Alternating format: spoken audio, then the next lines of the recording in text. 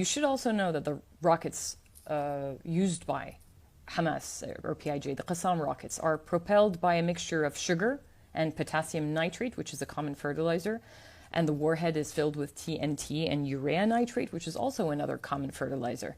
The Qassam rockets are basically made from common civilian products. It doesn't mean that they cannot cause a lot of damage, but absolutely not to the devastating degree that we saw at Al Ahli Hospital. Take a look at the effect that the Qassam rockets create when they land.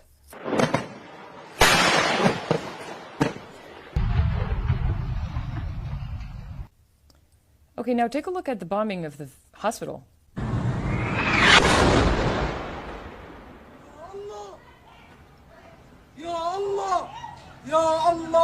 I think it is apparent, maybe even to a 6-year-old, that that is not a Qassam rocket. What was fired at the hospital was a US-made and US-supplied JDAM, an all-weather precision-guided munition. The JDAM kit can be used with a variety of bomb types, including the Mk-84, which is what is suspected to have been used here. And this was a gift from President Joe Biden to Israel and to the Palestinian people, in the form of body bags. And this is what the JDAMs sound like. Okay, now let's hear the hospital explosion again. And that is them side by side.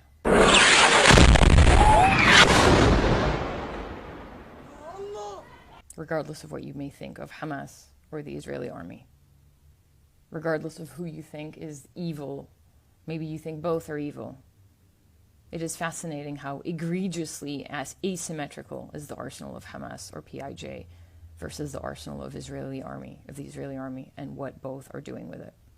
And we should absolutely not ignore this point. The Israeli army is not only the most powerful army in the region, but one of the most powerful armies in the world.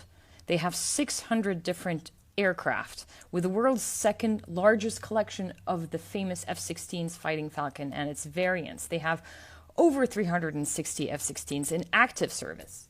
They also have about 30 F-35 stealth fighters that can enter foreign territory completely undetected, and they can fire targets at 160 kilometers away. Not to mention the horde of unmanned aerial vehicles like drones, which, by the way, is an Israeli invention. They have a dozen air-to-air refuelers and 24 special mission airplanes, and not to mention the entire U.S. arsenal at their beck and call. Do you want a reminder of the aerial force of Hamas? This is it. Crossing the border using paragliders. It was not a Palestinian militant rocket that destroyed Al Ahli Hospital. They don't have that arsenal. It was a US-made Israeli bomb.